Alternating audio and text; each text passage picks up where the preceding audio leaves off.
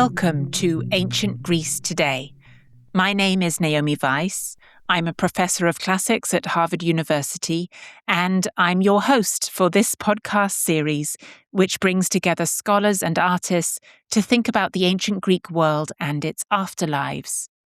This season has been Tragedy Today, and we have come to its end.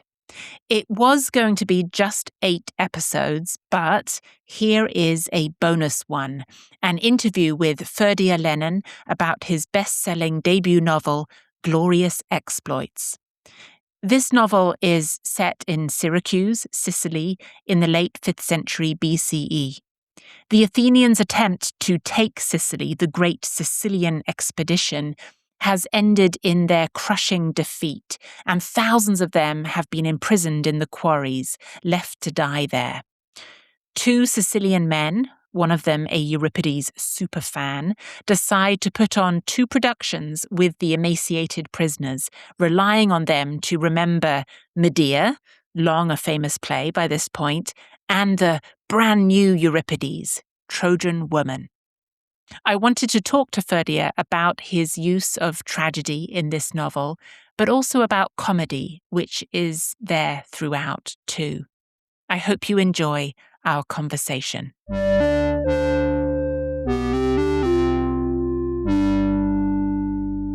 I'm delighted to be joined by Ferdia Lennon to discuss his 2024 novel, Glorious Exploits, a Sunday Times bestseller, the winner of the Waterstones Debut Fiction Prize of 2024, the Premio Gregor von Retsori, the Authors Club Best First Novel Award, and the Bollinger Everyman Wodehouse Prize for Comic Fiction.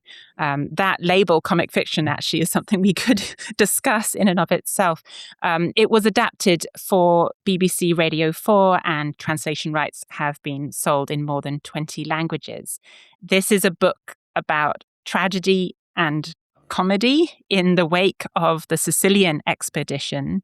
This was Athens' disastrous attempt to seize Sicily in 415 to 413 BCE, imperialism on a grand scale that went horribly wrong, resulted in their utter defeat. So, Ferdia, thank you so much for joining me today for this discussion. Thank you very much for having me, Naomi. Really delighted to be here and discussing Greek tragedy and the book with you. So the premise of this book, Glorious Exploits, is the story recounted by Plutarch that some Athenian prisoners in the quarries at Syracuse were saved as a result of reciting or even rehearsing, teaching lines of Euripides, depending on how you translate this passage. Could you talk about how the story of Glorious Exploits developed from that premise? Yeah, absolutely. So I think for me, I've always loved Thucydides. I've always loved ancient Greek mythology and history. And so the history of the Peloponnesian War is this 27-year record of the 27-year war between Athens and Sparta that spills all across the Greek world. And Thucydides sets to kind of give a detailed history of it. And in a sense, it is that war, but I've always found in another sense, when you read it, it feels almost like a Greek tragedy about the fall of Athens. Athens becomes a kind of tragic character where its hubris, the qualities that make it great are the qualities that destroy it. And nowhere is this more evident than in this decision to completely unnecessarily invade the island of Sicily and try to conquer it and declare war against Syracuse, which is a city-state almost of equivalent size to Athens. And that's in a way. And then if you think of the story as a tragedy, the heart of that tragedy really comes into the fray in this episode. And it always fascinated me. I always felt it would make a great subject for fiction, for a novel, but I didn't know what the angle would be. How do you approach this material? And then one day I picked up the Plutarch passage that you quoted, where he describes Athenian prisoners of war surviving by giving recitations or teaching lines, as you say, to theatre-obsessed Sicilians. And we don't know, is this an apocryphal story? Did it happen? Did it? We don't know, but it completely captured my imagination. And my initial thing was, has anyone written this before? Surely has this been a subject of a film or of a novel? And oddly enough, I didn't find that anyone really had. And you just start to think, okay, who were these characters that would be so obsessed with the work of Euripides or Athenian drama that they would go into this essentially what was a concentration camp or a death camp? These thousands and thousands of Athenian prisoners were left in these limestone quarries outside the city of Syracuse, and almost none of them survived. Um, and it started to open up a few things that I think are interesting about Greek drama. So when we think of Greek drama, it's maybe something very highbrow. It's, you go to the theater, you feel very, proud of yourself for getting your cultural, highbrow cultural fix. And I think in the ancient Greek context, this was it was a fundamental part of everyday life, and it went across all class divides. Um, and I thought also so these characters that would be descending into these quarries to find snatches of Euripides, they were probably going to be the people that didn't have money, that didn't have any other way to access it. Mm. Because if they were rich, they could probably just get an Athenian slave or find some other workaround. Um, and yeah, that opens up the decision of Athenian prisoners of war in this quarry left to die, and theater-obsessed Syracusans going in to try to get snatches from the plays. Once you almost take that decision, I'm not going to say the novel wrote itself because it was a long and winding road, but it did. I think the situation has a kind of dramatic propulsion to it. Like if you want to organize a theater production, there are lots of things. You need costumes, you need to cast the actors, you need money, you need to feed the prisoners. Um, your cast of actors is made up of Athenian prisoners who had recently tried to invade and conquer the land of Mhm. the audience. So that might not necessarily be the most popular decision amongst the entire Syracusan community. So it was an interesting, and I traveled to Sicily and I traveled to around Greece to see the quarries, see the places where the book was set. That's fantastic. There are so many things I want to ask you in relation to what you've just said, but maybe to begin with, what you just said, that you traveled to Sicily. I happened to go to Sicily about a year ago, just after reading Glorious Exploits for the first time. And as a result of reading your novel, I was really struck by the fact that the quarries are right next to the theatre there. Yeah, exactly. Yeah. Yeah. So we went to see an amazing production of Sophocles' Oedipus at Colonus there. But before seeing the production, we were in the quarries, which are now they're called paradise, like the gardens around them. And I kept, as a result of your work, thinking of that juxtaposition of theatre that would have been performed at that site before the stone theatre that we now can go to was built. Um, where the experience of that, where you'd smell the rotting bodies that's like right next door, and I was thinking about that and Thucydides, as you were saying, and how he sort of really conceptualizes all of this in theatrical terms, and then Euripides' Trojan Women, and how there's this just awful mix of beauty and art and horror that really comes home if you, at least it did for me, if you visit the site itself. I completely agree, and I think it's one of those qualities of research that I think, you could be like, oh, I could go on Google Maps or I could read it up, but that definitely changed. You know, I think it helped me in the writing process massively, walking around those quarries, the smell, getting the change of the sense of the light, the eeriness of the whole thing, because you also have this odd disconnect of people there with their ice creams and their tourist. But if you're aware of the history, y- y- you know, um, Yeah, you just get a sense of do the awful events that have taken place here leave any trace, or is it just in the mind if you're aware of it? And as you say, you look up on the hill and you see the ancient Greek theater, amphitheater, um, quarried from stone. Probably, I would imagine from that, quarried from stone in from a site that was also a prison camp where thousands of Athenians died. And that theatre, because most of the drama that would have been produced there would be the theatre of Golden Age Athens. So there's a lot of contradictions and ironies that being in the physical space, I think, gives you that you could get from a text, but yeah, certain things don't. I think certain things need to be kind of seen and walked among. Um, yeah, Yeah. And in the novel, toward the end, right, there's the decree that the Athenians just should be left to die, so that then the quarries can be used again to build up the a theatre. great stone Syracuse, including the theatre. Yeah, exactly. Yeah, that's the idea. We need to open up the quarries again, and we need to get some. We need a stone theater that reflects the city that we've become. Um, because Syracuse goes from being, becomes a great power in the region. It becomes a great Hellenic power as a result of that victory. Right, Um, right, until the Carthaginians come along.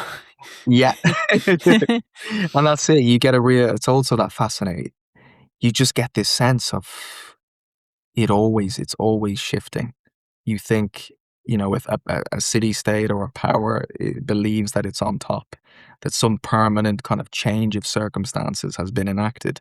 And then if you just read 50 pages on, or you look 10 years down the line, Mm. you realize it all changes.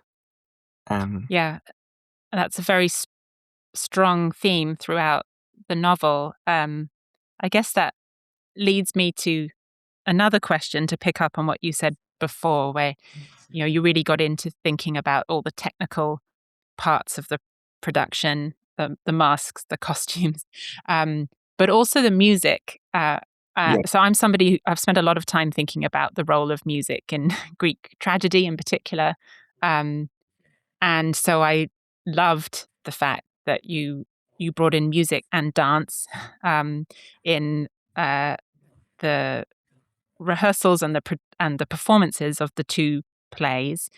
There's even an aulos player, which I was delighted by.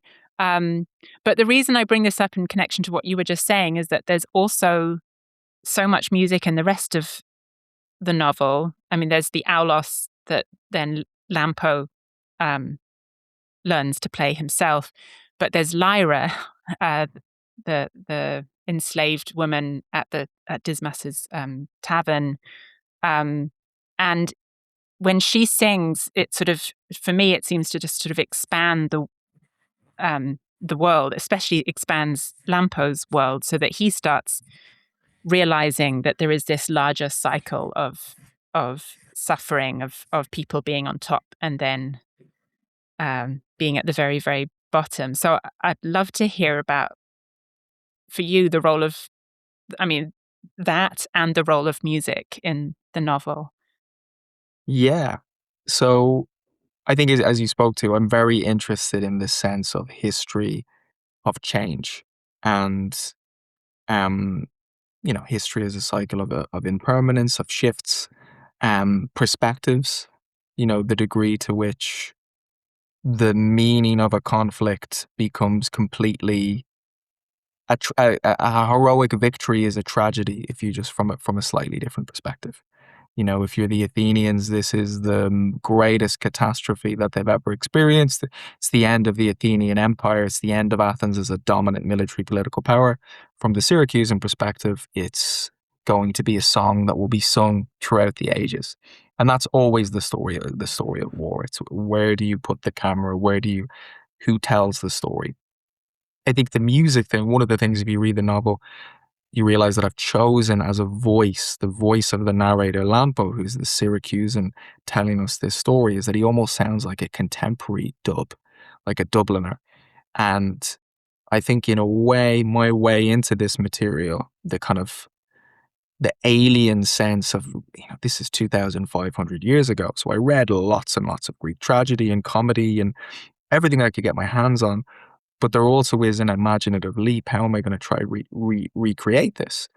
And one of the kind of switches that I did was like, all right, I'm going to imbue the Syracusans with this kind of Irish lilt or this Irish voice and this Irish turn of phrase. And so in some ways it's set in ancient Greece, but it's a very Irish novel. And one of the things, I think, look, human beings as well, music hits us right emotionally. It's almost like a direct link of feeling, of like transmission of feeling, or when you hear music. But like music is very important to Irish storytelling, Irish ballads. I've recently been kind of reading about like the Irish War of Independence, and fundamental to the war effort were these Irish ballads that sprung up all around the country. Irish poets putting essentially like propaganda to music. And I think that is a reason why the ancient Greek theatre was sung and why it was danced and why it was embodied in that way, because I think it just makes it land more effectively.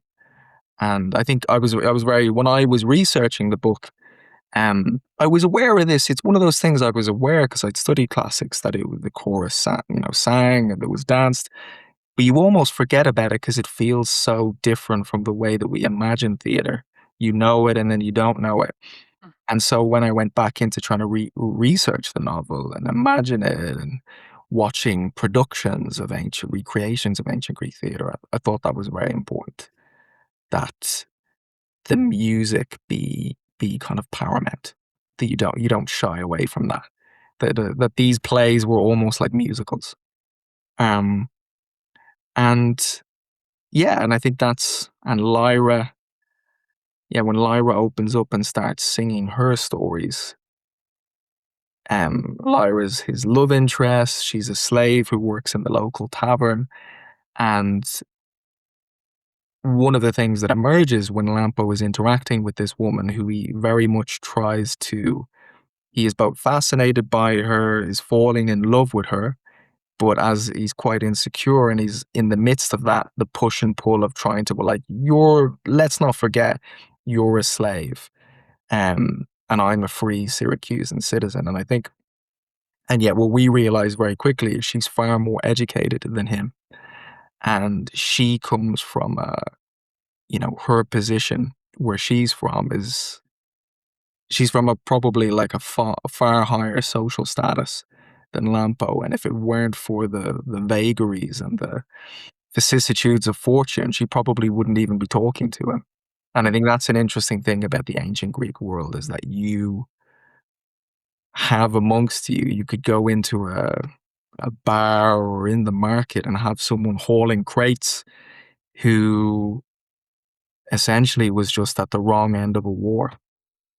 And so the consequences of war are surrounding you in that way. And I wanted to bring that into the book. Right. Yeah, that's great. And that kind of naturally leads to Euripides' Trojan Woman, which plays such an important role in the book. I mean, to be clear to our audience, there are two plays that the Athenians put on under direction of Gelon and Lampo in the quarries. There's Euripides' Medea, which I guess, like the Syracusans, the reader is most likely to have heard of if they've heard of any Greek tragedy, if they've heard of Euripides. But then there's this new Euripides, the new Euripides from Athens that is yet to be staged, the Trojan Woman, and that is theatre that brings home this sort of dramatic reduction from Hecuba being queen of Troy to being enslaved, and then usually you would have free Athenians, maybe in Athens, but then free people elsewhere performing these roles. But you have enslaved or imprisoned people who can identify with the roles they play in sort of terrible ways, perform them. So I'd love to hear a bit about what brought you to Trojan Women. I know from our previous correspondence that this is one of your, or you said it was a favorite play of yours. It's certainly a favorite play of mine. Yeah, I think it's an incredible play, and I think it's almost, I don't know if I've read anything like it. I think even I have one of the Lampo describes it in a way that it, wouldn't be exactly the way I would describe it, but it captures something of the way I usually in a play or a tragedy, we begin at a certain point. Things are Oedipus begins. Oedipus is king, and he's respected, and what we see then is the fall of Oedipus. But and very often that is the structure of tragedy. Beginning from a state of a state of like high status or stability, and things start to fall apart. Whereas one of the interesting things about Trojan Women is it begins with the women of Troy and Hecuba completely disempowered, enslaved, and things just get worse, and then they get worse, and then they get worse, and it kind of defies the rules of drama. But yet it's utterly compelling and strange. And you feel like if you read Aristotle's Poetics, when he describes the rules of what makes a play work, and he talks about Euripides, and he almost is criticizing Euripides, but he says, but he is the most tragic of the tragedians. And I think it's very true. There's a quality to Euripides' work and to that play in particular, or the Bacchae as well, that almost defies. Obviously, you can analyze it, but there's a strangeness to those works. I think that's part of their genius. And they shouldn't quite work, but they do. So, but there's a very beyond the fact that I love the play, there's a very practical reason. It's actually the last play that is produced in Athens before the Sicilian Expedition is launched. And so I was met with this very, excellent soldier, fortunate bit of synchronicity between a play that I loved that matched thematically so well with the themes of the novel, and actually was logically it was the newest, freshest play. And this, I don't really go into it, but I think it's implied in the book, and it's certainly in the way that I framed it, is that a lot of, these characters, these Athenian prisoners of war, the way that these plays were put on at the Festival of Dionysia, some of them probably would have been involved in some way in the preparation, whether they were acting in the play, whether they were the part of the chorus or the costumes. And so you have this really surreal situation where Athens is debating a massive, aggressive invasion of Sicily, whilst one of the great anti-war masterpieces is being performed in the city. And very likely these prisoners who were, acting in this play, putting on adopting the role of defeated Trojan women who've lost everything as a result of war. They're simultaneously trying to get their armor and their equipment ready to go and launch another war. It's one of the perfect examples of human beings' capacity to hold two contradictory things at once. So I loved, I just very interested in that aspect of performing this play as this war is being launched. And then also the fact that in a way, I think Euripides was probably, we don't know exactly, but previously Athens had invaded the neutral island of Melos and completely massacred the men and sold the women and children all into slavery before. And a lot of scholars have interpreted the kind of timing of how this play, the Women of Troy, was written so quickly after this event, that it was like a warning that Euripides was trying to make the Athenians at least consider the consequences of war, even when victorious. And yet, ironically, in a way, this warning was not so much, it wasn't fulfilled as a, don't do this when you have the power to do this. In the end, actually, the Athenians are completely disempowered. And they become the women of Troy in this quarry. that, thousands of miles from home. But yeah, so it's it feels like something that is would be written for effect, but actually is just history. Right. But the great thing about the way you approach this is to make us think about this play not just as looking back towards how the Athenians had treated the Melians um, as a result of their not wanting to join their alliance to pay tribute, and others. It wasn't just Milos that Athenians did this to, but that it also um, ends up looking forward. But as you say, in sort of this different way, not as a warning about what you shouldn't do to others, but it sort of it turns the Athenians into the victims that they will become.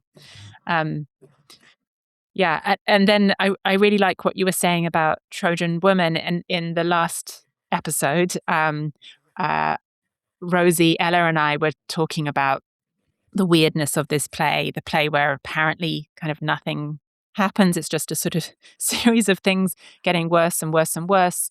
And how, as a result, it's one of the most innovative. And one aspect of that was how it deals or doesn't deal with the gods. So that there are two gods at the beginning of the play, but it's almost just so that they can be gotten rid of. So we're entirely on the human plane. And I really like how in Glorious Exploits, you do actually at one point mention a deus ex machina towards the end, but it sort of draws our attention to the fact that there isn't a deus ex machina here. We can only be on this this human plane, which is both beautiful and then becomes utterly horrific. So Yeah. I really enjoyed that part of your novel too. Oh, thank you very much. Thanks so much. No, I mean, yeah, that's a really, I agree. It's one of the things that always strikes me about that novel is that in many, not the novel, the Trojan Women is that it's really a novel it's a play that in many ways you get a sense Euripides asking, are there gods at all? What is the Right. meaning of this suffering? And do the gods exist? If they do exist, are they paying any attention? And I agree that feels so much more real and vital in the way it's expressed throughout the play than those two guys got, the god shuffling on at the beginning. You almost feel like that's how he gets it past the censors, or how that is something that Euripides felt like he needed to put in there. But the real, you know, uncertainty is and tension is actually in the about that question is in the play. And yeah, it's a really it's a really, but also because it's the kind of thing that could easily just not work. And I forget the name of the king, but they might be apocryphal stories, but there's a story of this, I think, Greek king who is essentially like a psychopath, just unbelievably cruel and notorious for his cruelty. But when he watches, the women of Troy, this is like hundreds of years after Euripides is dead, he just can't. He just breaks down Mm. crying during this. Even the most brutal despots, when he sees this play, becomes completely overcome. But yeah, it's a great play, and um, I think, yeah, I'm guessing it didn't. I don't think it won. I don't think it won the prize. No, or at least the tetralogy it was part of didn't win first prize. And I suppose uh, that's the important thing, because I always remember Medea, I think, came third, but it's part of a series, so yeah, maybe the other ones weren't as good. who knows? But in clearly it became very popular very very quickly, as you show through this novel based on reality. Uh, I wanted to ask you about two aspects of the novel, which connects to Euripides as a character in the novel showing up at the end. And it connects to some of what you were saying earlier about these two sort of ordinary people and how they might be encountering, how they might be able to encounter plays of Euripides, and also about comedy as well as tragedy. So bear with me. The first thing is the setup, the fact that we have these two ordinary guys. They're kind of wondering what to do today.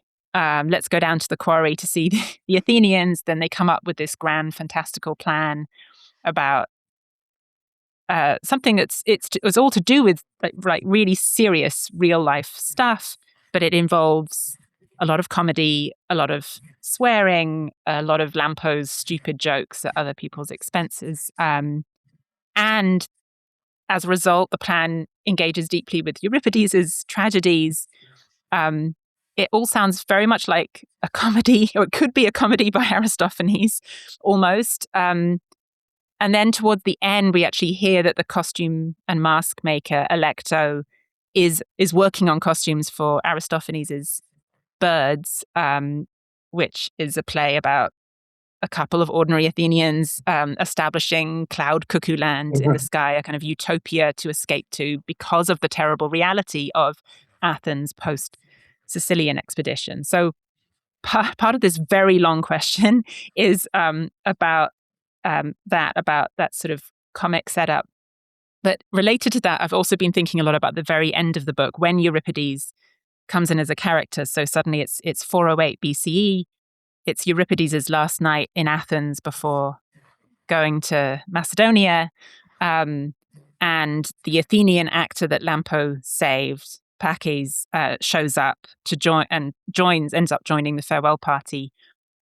And I may be off here, but this coda very much, for me, evoked Plato's Symposium, which itself is a dialogue in large part structured around theatre and its comedy as well as tragedy. And at the end, Socrates says famously, well, we are told that Socrates said that the same person should write both a tragedy and a comedy, that the person who's expert at writing tragedy should also be expert at writing comedy.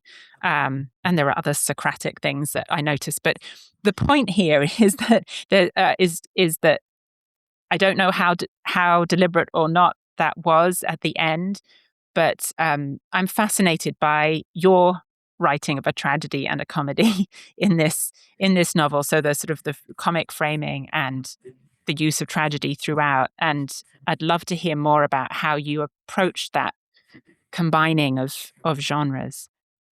Yeah, thanks very much. I mean, I think it's all about who tells the story. And I think the material in many ways of this novel is so tragic.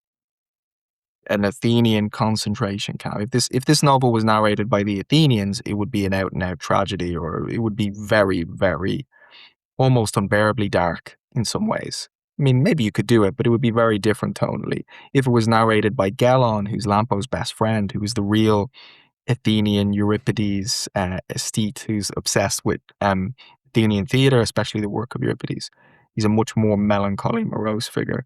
But Lampo, in many ways, the comedy comes from the discordance between the way that Lampo sees things and describes things and interacts with things and the things themselves, and the way that the reader probably is aware of this discrepancy between what is probably appropriate and the way that Lampo is speaking about things. But I also felt his view is probably somewhat consistent. I've no doubt if you think of people in the Middle Ages going to watch executions or going to watch in the ancient Rome gladiatorial displays, I've no doubt if I had to put my money, I would say that there were people, Syracusans, who went down to look at these defeated Athenians who'd arrived in their pomp and glory and mocked them and did not perceive their humanity, at least initially. So I felt it was both weird. The way that that comedic, jaunty tone was unsettling. But I also felt it probably had a psychological truth to it. And another way that I this is like a tragedy narrated by someone who thinks they're in a comedy until the tragedy becomes too much. And to a certain degree, until he starts to see the Athenians as human beings in maybe the same way that he sees himself or Gelon. And I think that's the thing about drama, is that it's very hard to, the more you know about someone, the harder it is to just other them and dismiss them as something separate. And so when you're kind of walking through pointing at nameless Athenians in chains, that that distance can allow maybe a level of cruelty that is just not possible after they've gone through the process of trying to put on this play together. Um, and it's something I'm always into. I think for example, Euripides, I think, does that so well, a tragic subject matter in a tragic tone. So that works unbelievably well. But I'm also interested in things like in an oblique. I remember Celine Journey to the End of the um, Celine's kind of Journey to the End of the Night, World War One, and I remember reading that. No, and it's incredibly bleak, but also funny. And there's a jaunty urgency to the way that novel is, to the way the narrator describes things, that unsettles you, that feels weird. It's very informal. And that was helpful for me, because Celine actually fought in World War One and was completely traumatized by it. The thought that people don't always describe things the way that you think that they will describe them. Um, and and then secondly, as you spoke to Aristophanes, he was a big influence, because that was the other, they're rather than the mythic past. If we're not talking about Oedipus the king, we're not talking about Heracles, we're not talking about Helen of Troy. In the work of Aristophanes, we're talking about Athenian political figures and the ordinary people of Athens, and they're set in what was then contemporary Athens. And they're bawdy, and they're sweary, and they're surreal, and they're irreverent. And so for me, I was like, oh, okay, we forget our conceptualization of Athens and ancient Greece very much is, I think, people in, cloaks discussing philosophy. And I wanted to bring that kind of earthy humor, which I think is just as true to the world, kind of, the cracks in the columns. Yeah, Pakis himself makes this point, right? That Athenians aren't all about these sort of gloomy philosophical sayings, but that we're about laughter too. As in the symposium, you completely get that sense of like singing and wine and good conversation and jokes and debate. It's yeah, absolutely. And then also in Trojan Woman, we talked about this a bit in the last episode about comedy, because we were talking about Rosanna Bruno's collaboration with Anne Carson, turning this play into a comic book. And one of the things Rosie said is that Anne Carson described Trojan Woman to her as a comedy, at least in some respects, and Euripides as a comedian. And there is this one awful joke in it about how maybe Helen put on weight, and that's why that's what Menelaus thinks. That's why he shouldn't bring her back to Sparta. But that whole scene, depending on the individual production, can be played, with a lot of comedy, and it is in Yes. the production within Glorious Exploits. But of course, that then encapsulates everything that you're saying too. That even within this relentless, awful tragedy, awful in the sense of being so devastating, there is comedy. Completely. And I think that is in general, we have genres where we have tragedy and we have comedy. The truth is, life is always a mix. And comedy, and the line between comedy and tragedy, they can be juxtaposed. Moments can be absolutely devastating, and then there'll be a wry laughter or a joke. And I think that aspect of just being a human being, I think, is what interests me in the tragicomic mode. And it's probably easier to do a little bit in a novel, because a novel is in general longer than a play. so it can have within it that room. I'm thinking of what a big influence for me was Don Quixote, which I love, which is two very different an odd couple setting out to do something that seems Mm. impossible, and that is very very I think it's very very funny. But as it goes on, it gets sad and sad and sadder and sadder, and it becomes quite tragic. Um, and I think um that kind of comedy, my favorite type of comedy in a way is comedy that's grounded in a kind of psychological reality in some way. Mm. Um, and I think that it can then that lends itself to moving between the two. That's a great note to end on, I think, as I draw this to a close. Thank you so much, Ferdia, for joining me, for discussing at such great length this fantastic book of yours. Oh no, thank you so much for having me, Naomi. It's been just really lovely to have this conversation.